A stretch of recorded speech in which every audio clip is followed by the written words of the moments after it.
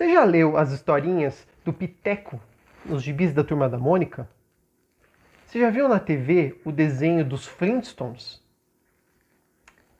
Será que a Idade da Pedra, a pré-história, era assim como é retratada nesses desenhos? Será que os homens conviviam com os dinossauros? Será que tinha carros feitos de pedra? Como os homens da Idade da Pedra viviam? Como eles sobreviviam? Quer saber? Bora pra aula! Bem-vindos a esse canal, eu sou o professor Alexandre Terini, eu sou professor, historiador, mestre em História, formado pela PUC São Paulo, e esse aqui é um canal em que a gente aprende sobre História de forma crítica e pensando para a nossa atualidade. Também para aqueles que estão querendo prestar o Enem e os vestibulares no final do ano. Então aproveitem o conteúdo aqui para também fazer a revisão do que vocês precisam para estudar para a prova. O tema que a gente vai tratar hoje é sobre a pré-história. O primeiro tema da série de História Geral. Mas, em primeiro lugar, eu queria pedir para vocês deixarem um like aqui embaixo, se inscreverem no canal, quem não se inscreveu. Quem já se inscreveu, olha aí para ver se continua inscrito. Toquem o sininho aqui. Eu queria também pedir para vocês seguirem lá no Instagram, no @prof.alexandre.terini e também no Facebook. Então não perca nenhum dos conteúdos que forem sendo lançados, tanto pelo YouTube quanto pelas nossas redes, tá bom? Essa aula vai ter 3 partes. A primeira, o que é pré-história? A segunda, paleolítico. E a terceira, neolítico. Então, o que é pré-história?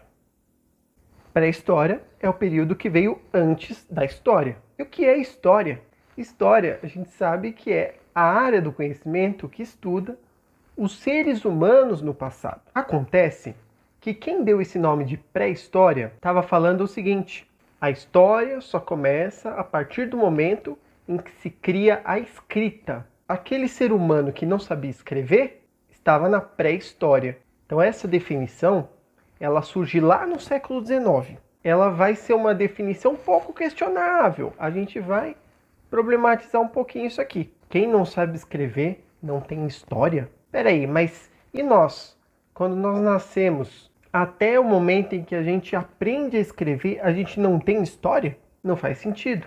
E aqueles povos que não têm escrita, por exemplo, os povos indígenas, os povos africanos, que contavam tudo na oralidade, passavam conhecimento naquelas rodas em torno das fogueiras, que eles contavam histórias. Isso não é história?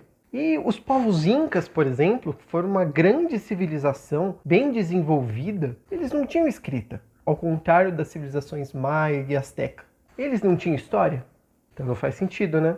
Essa definição de pré-história, assim como a definição de primitivo, é uma definição que foi feita no século XIX, num contexto muito particular, que foi a Revolução Industrial.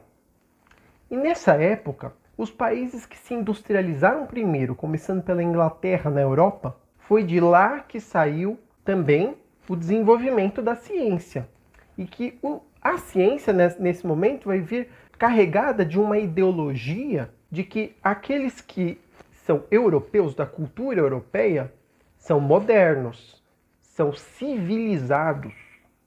Diferente daqueles que não têm a cultura europeia, que eles chamavam de primitivos. Aqueles que não tinham a escrita eram primitivos. Aqueles que viviam em tribos eram primitivos. Mas mais do que isso, qualquer povo que não era industrializado era primitivo.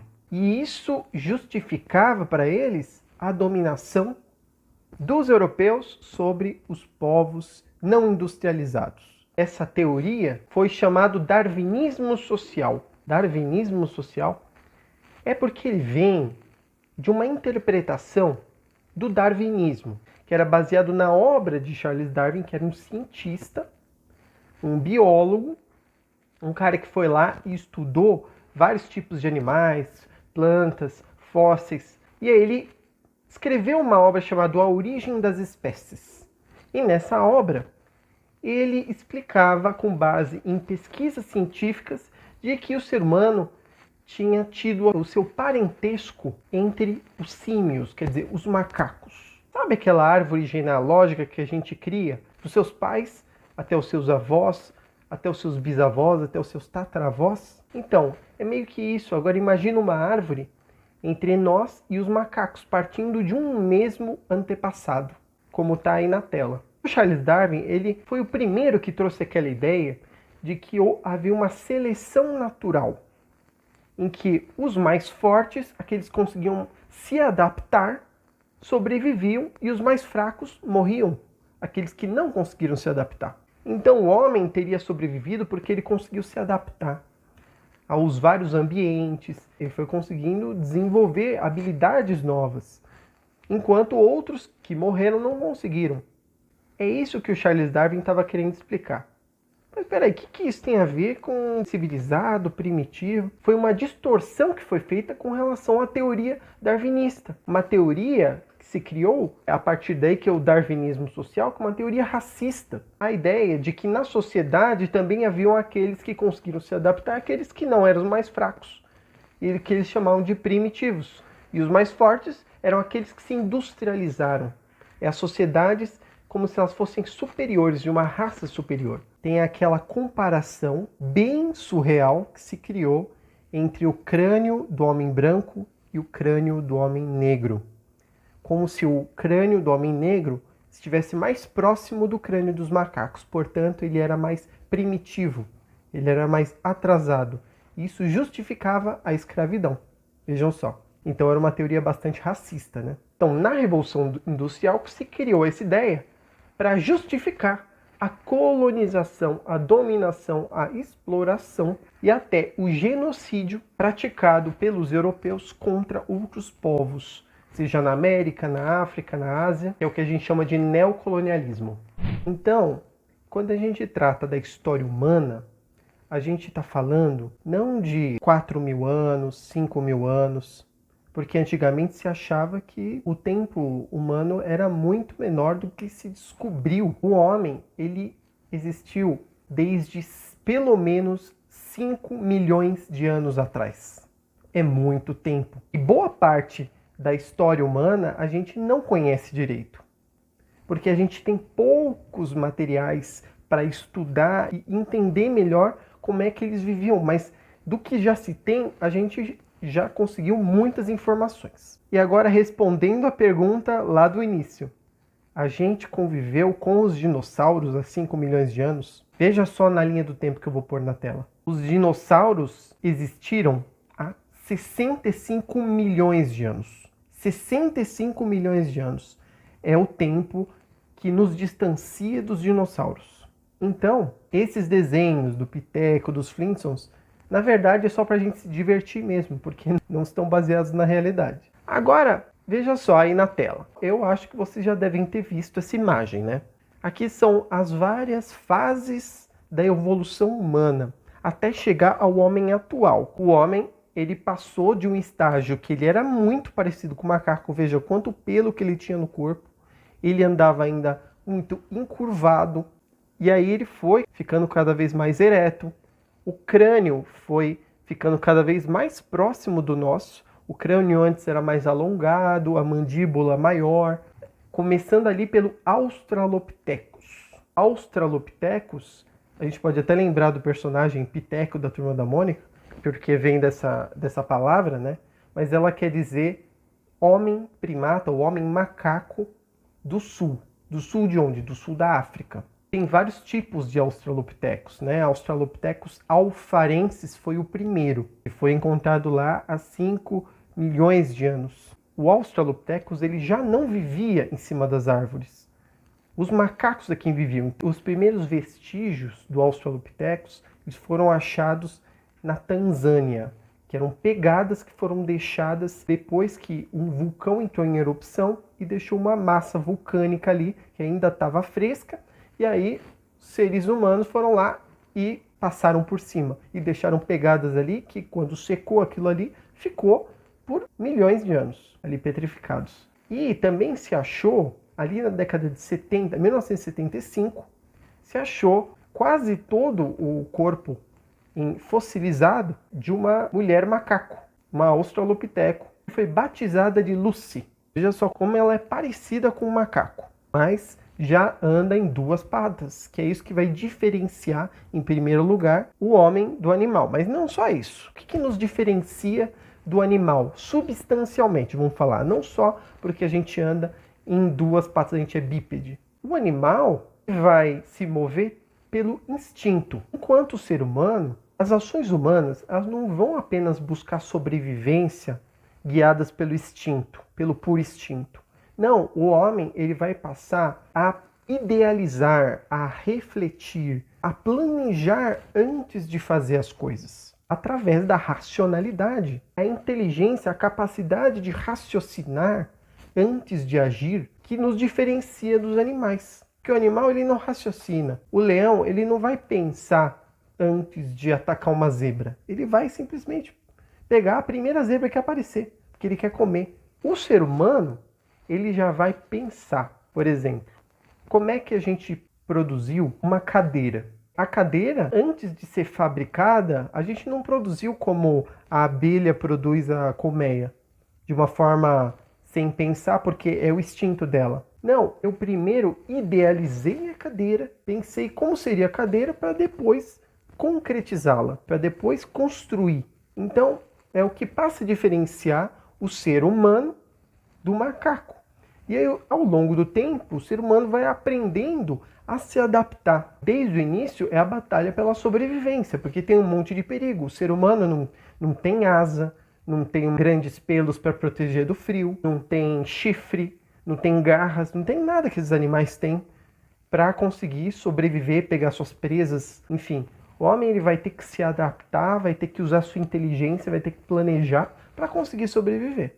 Mas como a gente conta essa história aí da pré-história, quanto tempo ela durou? Vejam na linha do tempo que tem aí na tela. Ela vai se dividir de 2 milhões até 5 mil anos atrás. A gente pode falar que é 4 mil também. Essas datas são estimadas, tá? E a gente pode dividir em 2, paleolítico e neolítico. Mas também pode dividir em 3, entre paleolítico, mesolítico e neolítico. A gente não vai usar o mesolítico. Apesar de alguns dividirem assim, outros também dividem entre paleolítico superior e paleolítico inferior. Mas a gente também não vai usar essa divisão, porque isso pode criar uma confusão. Então vamos tratar só do paleolítico e do neolítico. E o que esses dois termos querem dizer? São termos em latim. Paleo quer dizer antigo e lítico quer dizer pedra. Pedra antiga ou pedra velha. E neolítico, neo quer dizer novo. E lítico, pedra. Então, pedra antiga e pedra nova. Não é à toa que a gente fala de idade da pedra. A gente está falando de pedra. Por quê? Porque era o material que os homens conseguiam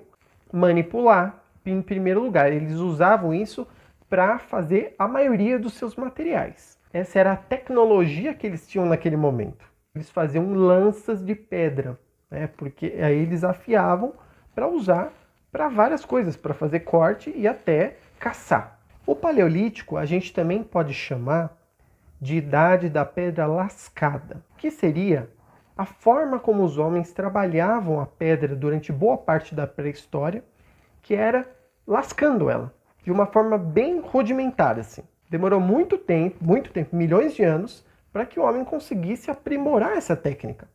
E aí a gente chega no neolítico, que também pode ser chamado de idade da pedra polida, porque eles poliam não mais usando outras pedras para lascar, mas eles poliam na areia a pedra até ela ficar de uma forma bem arredondada. E isso vai fazer com que a vida, o estilo de vida do ser humano mude. Não é à toa também que a gente se baseia na pedra, porque a gente está falando de pesquisas científicas que foram feitas com base na pedra como material principal de estudo, porque a partir dali conseguiu-se conhecer como é que viviam os povos primitivos pré-históricos. E quem estuda esses objetos, as pedras, não só, mas também pelos fósseis e tudo mais, são os arqueólogos. A arqueologia é essa ciência que vai estudar os seres humanos a partir da cultura material, né? Quer dizer, dos materiais, de tudo todos os vestígios possíveis que a gente encontra. Prestem atenção, não confundam com paleontologia. Paleontologia, ela vai estudar as plantas e os animais antigos, inclusive os dinossauros. Então eles não tratam de seres humanos, só o arqueólogo, certo? Mas os dois vão fazer escavações, vão desenterrar objetos que foram soterrados há muito tempo. Mas um vai tratar dos seres humanos e outro dos animais e das plantas. 2. Paleolítico. Período paleolítico, que vai de mais ou menos 2 milhões de anos atrás até 10.000 a.C. Mais ou menos também, tá? Nesse períodozão, que é o maior período da história da humanidade, é o período que a gente menos sabe, como eu falei para vocês, mas tem bastante coisa que a gente já sabe. Naquela época, como é que eles faziam para sobreviver? Como é que eles faziam para comer? Será que era igual hoje? Naquela época, os seres humanos, eles não paravam em um lugar só, eles não tinham uma casa só para eles. Eles viviam sempre em movimento, migrando de um lugar para o outro. E esse modo de vida é um modo de vida nômade, porque eles sobreviviam daquilo que a natureza dava de imediato. Eles caçavam aqueles animais que estavam ali próximos deles. Eles pescavam aqueles peixes que estavam naquele lago ali próximo deles, naquele rio. Eles moravam num lugar que eles podiam se proteger da chuva, se proteger dos animais perigosos, dentro de cavernas, ou montando cabanas de folhas, de argila, daqueles troncos de madeira que eles encontravam ali. Era tudo muito improvisado. E aí, quando acabava aqueles animais que eles caçavam, daquela região onde eles viviam, quando, sei lá, começa a ficar muito frio, começa a nevar demais, começa a chover demais, alaga. O que eles tinham que fazer? Se mudar. Eles sempre estavam em movimento porque eles ainda não conseguiam se adaptar. Eles tinham que sempre fugir e ir atrás de novos lugares. Foi assim que o homem se espalhou por todos os continentes. Então, ele vivia da caça, da pesca e também de coletar frutos que ele encontrava no meio do caminho. Não, ele não sabia plantar, não. Era uma vida muito difícil, era uma vida pela sobrevivência. E quanto à forma como eles se organizavam? É o que a gente chama de coletivismo tribal, que eles viviam coletivamente, eles dividiam tudo entre eles. Eram poucas pessoas, tinham apenas divisão de tarefas simples, né? Aquele que vai caçar, aquele que vai pescar, aquele que vai cuidar dos filhos, que vai cuidar de preparar o alimento. Inclusive, até eles descobrirem o fogo, eles comiam carne crua, Era uma vida muito difícil, não tinha conforto não, que nem a gente tem hoje. Em geral, eram os homens que iam caçar e pescar e as mulheres que cuidavam da prole e que preparavam a carne para comer. Só que isso não era uma regra, tá? Porque, por exemplo, se os homens morressem na tentativa de caçar animais grandes, como tinha um animal pré-histórico, que é o mamute, ou o mastodonte, que são antepassados dos elefantes, eles podiam ser esmagados, por exemplo, por um mamute e acabou. O que ia acontecer? As mulheres iam morrer de fome? Não, elas iam caçar no lugar dos homens. Provavelmente, isso aconteceu. A mulher também assumia tarefas que a gente costuma falar que foram os homens. E outra coisa, eles mal usavam roupas. Foi aos poucos que eles foram conseguindo se vestir de alguma coisa. E o primeiro foi peles de animais que eles matavam, né? Peles de tigres, pele de mamutes, enfim. Faziam roupas para eles a partir com essas peles para se proteger do frio.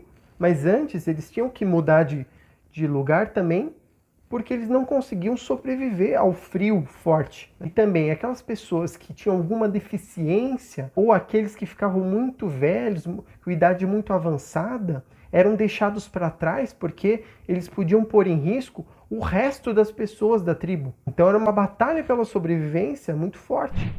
E conforme o homem ia dominando o fogo, ele ia usando para várias coisas. Ele não só assava alimentos, ele usava o fogo para luz durante a noite e também para se proteger de outros animais. Por outro lado, o fogo também podia atrair outros animais. Era uma situação arriscada. E não se sabe como que o homem descobriu o fogo. Pode ter sido por um raio que bateu numa árvore e aí pegou fogo. Sobre isso, eu indico um filme muito bom chamado A Guerra do Fogo. do Jean-Jacques Annaud, que é um filme que ele é basicamente todo sem nenhuma fala, só em grunhidos, só em barulhos que eles faziam, porque eles tinham, os homens primitivos, eles tinham um vocabulário muito restrito, né?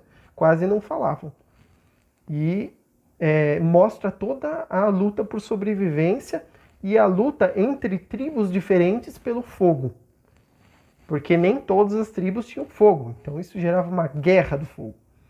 Então assistam esse filme que é imperdível, é muito bom. E aí dá muito o que pensar sobre as nossas origens. Mas boa parte desse período paleolítico foi durante a Era do Gelo, a Era Glacial.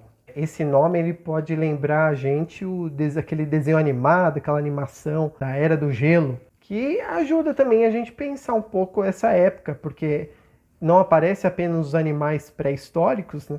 O mamute, o tigre-dente de sabre, a preguiça e outros animais, mas também aparecem seres humanos ali. Não sei se vocês já viram esse desenho, mas dá o que pensar também sobre a vida humana ali, nesse período, no período paleolítico.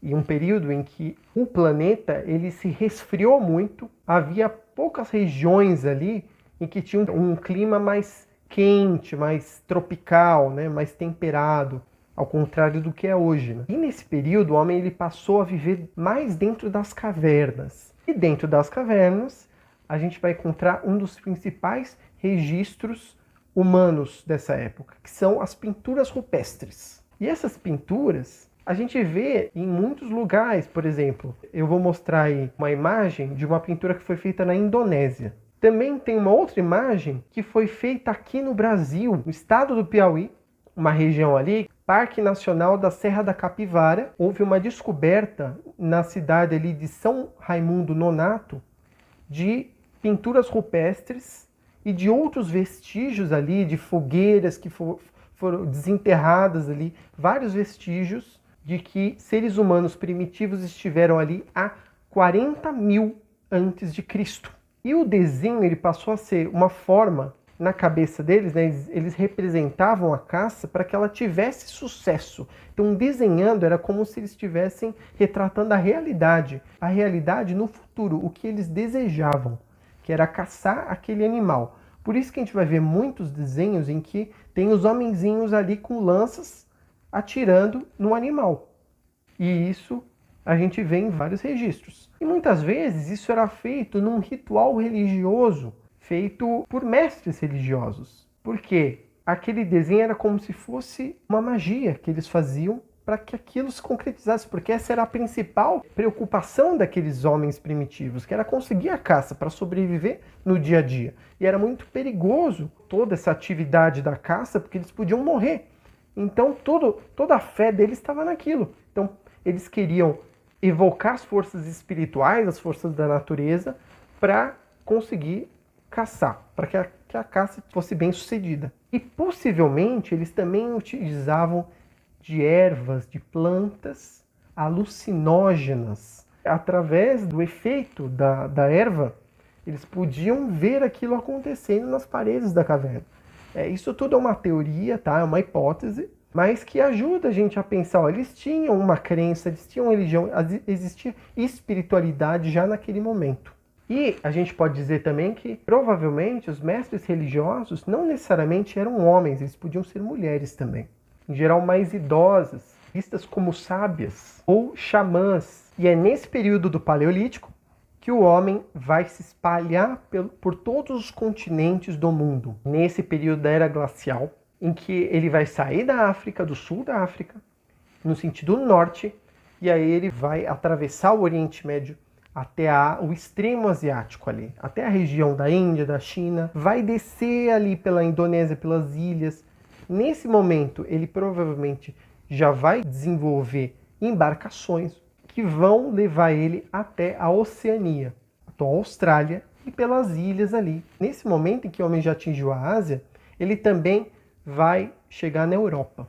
Da Ásia, ele vai passar ali pela Sibéria. E naquela época, entre a Sibéria e o Alasca, que é hoje parte dos Estados Unidos, né, a América do Norte e o Nordeste da Ásia, havia uma ligação. Não havia um mar que nem hoje, que a gente chama de Estreito de Bering. E a primeira teoria de como o homem ocupou a América é em torno dessa ideia de que o homem ele vai passar pelo Estreito de Bering, da Sibéria até o Alasca, né, da Ásia até a América do Norte. E aí, da América do Norte, ele vai ao sul, descer cada vez mais ao sul e chegar na América do Sul. Mas, com base em novas descobertas, inclusive aquela descoberta no Brasil, no Piauí, que eu falei para vocês, da Serra da Capivara, vai se mudar essa teoria.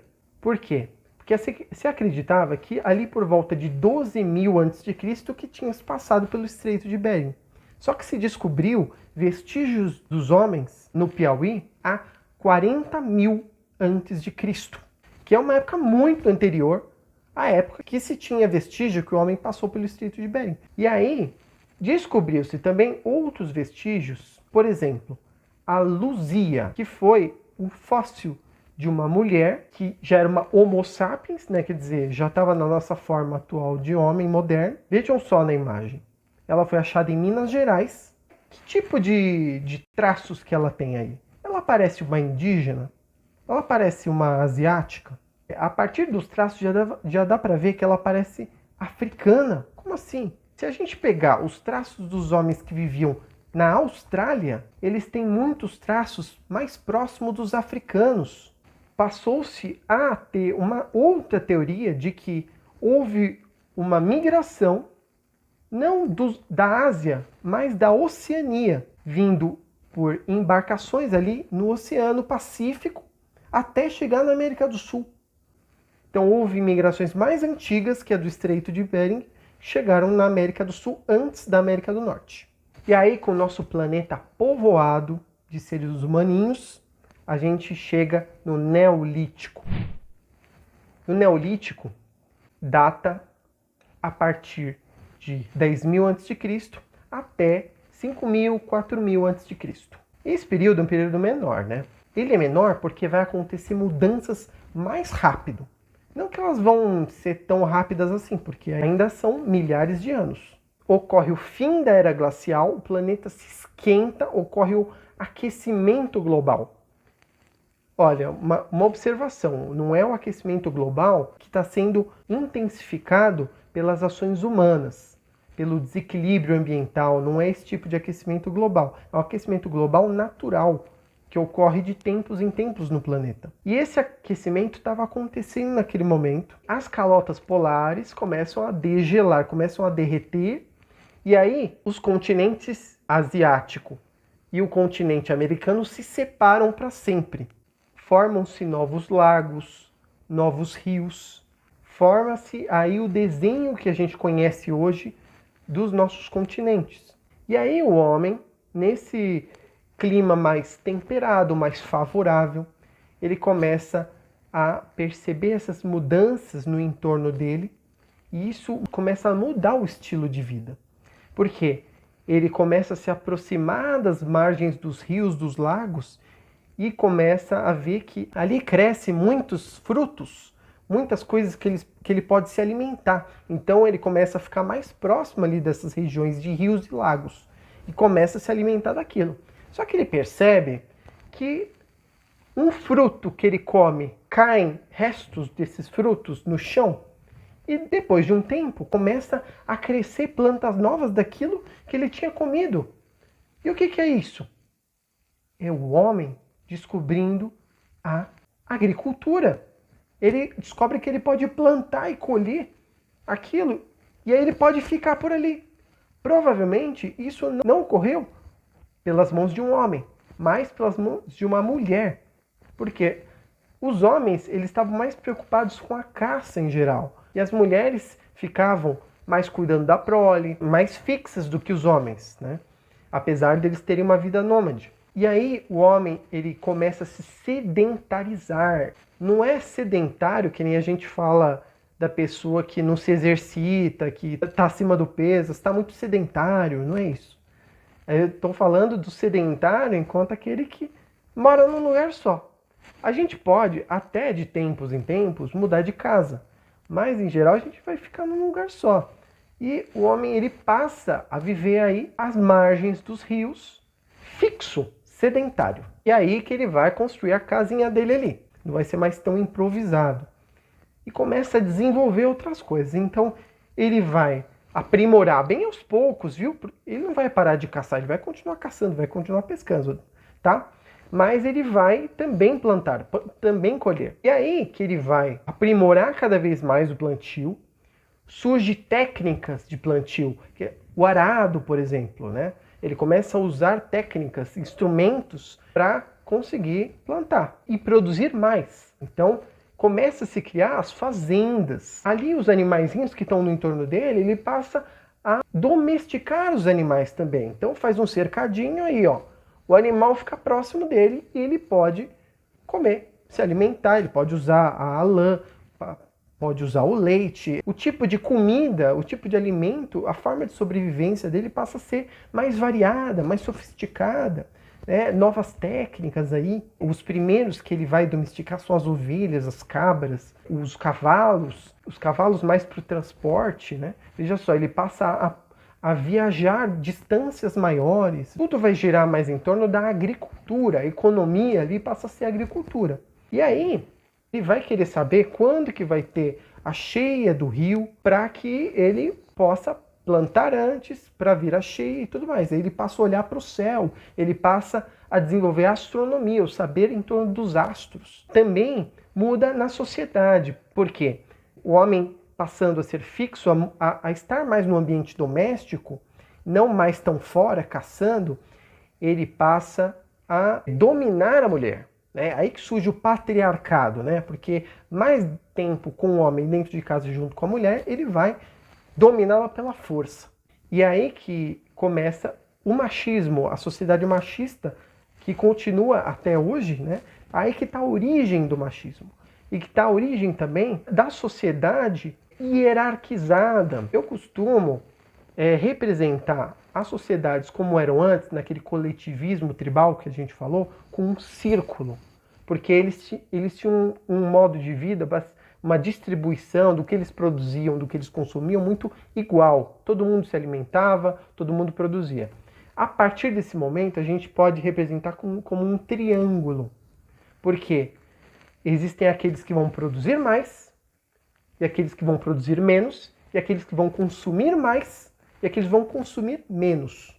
Então, começam a surgir aqueles que vão usar do seu poder, de um poder pela força, né? Os guerreiros que vão ter as armas, o poder das armas, e aqueles que vão ter o poder dos saberes, que vão concentrar na mão deles, não vão dividir, não vão compartilhar o saber. Eles vão concentrar na mão deles o saber e vão usar isso para manipular os outros, que vão ser aqueles líderes religiosos, mestres religiosos, sacerdotes, que vão desenvolver os saberes ocultos. E eles, essa elite sacerdotal, religiosa e guerreira, ela vai ser a elite que vai dominar a maioria da população nessa pirâmide social, que a partir daí a gente, para falar de qualquer sociedade, a gente usa uma pirâmide, inclusive a nossa, pensem bem, e que na base da pirâmide vão estar os trabalhadores, aqueles que produzem, os trabalhadores do campo, principalmente, né? Porque muito pouco vão ser aqueles que vão fazer o comércio, ainda que a partir daí também surja o comércio, ou seja, esse comércio ele não vai ter nem moeda, não vai ter nem papel moeda que nem a gente tem hoje. Vai ser a partir da troca, do escambo. Além disso, o homem ele também vai desenvolver algumas tecnologias para conseguir conservar os alimentos. Isso é muito importante, porque ele vai poder guardar esse alimento que ele produz ali, por exemplo, cereais, o trigo, que ele vai plantar nos rios ali, às margens dos rios. Ele vai, a partir do barro, ele vai desenvolver a cerâmica, vai aprimorar a cerâmica cada vez mais.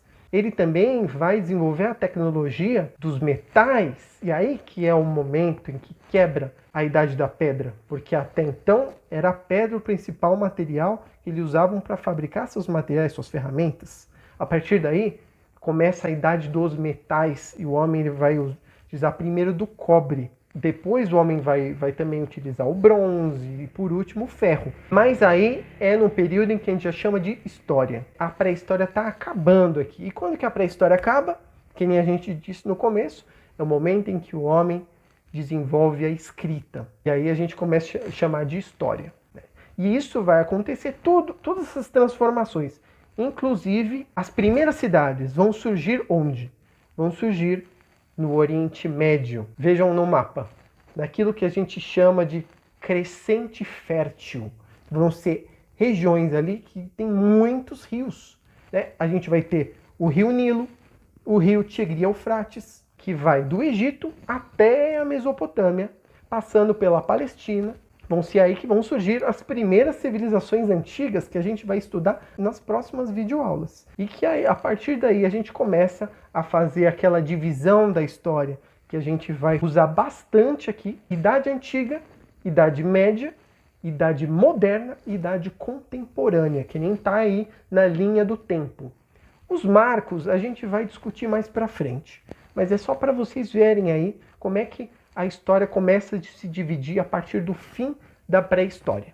E uma coisa importante é que essa divisão histórica da história mundial, ela adota um modelo que é ocidental e eurocêntrico, ou seja, ela vai dar mais importância para a história do Ocidente e do homem europeu, enquanto as culturas, as civilizações orientais, elas vão ficar em segundo plano. Isso é um problema que nós, como historiadores, temos que enfrentar. A gente tem que começar a ampliar para abranger a história como um todo, não priorizando determinados povos. Por fim, muito obrigado pela atenção de vocês. Eu espero que a aula tenha sido produtiva para vocês, que vocês tenham aprendido muito, porque dá um trabalhão fazer essas videoaulas. Eu queria agradecer a todos pela atenção. E queria pedir para que vocês deixem um like aqui nesse vídeo, se inscrevam no canal, toquem o sininho e sigam a nossa página no Instagram, o @prof.alexandre.teirini, e no Facebook também. Curtam lá para continuar acompanhando todos os conteúdos que saem, tá bom? Muito obrigado e eu deixo aqui o meu forte abraço. Até mais!